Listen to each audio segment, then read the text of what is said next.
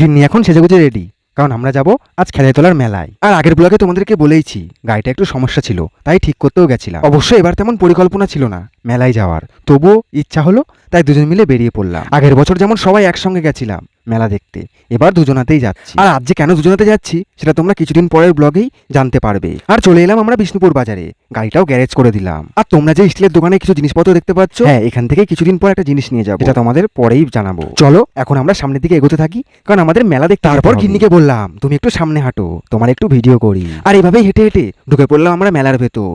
আর আজ প্রচন্ড পরিমাণ রোদ, কিন্তু এই গরম একটা দিনের মেলাকেও কাবু করতে পারবে না।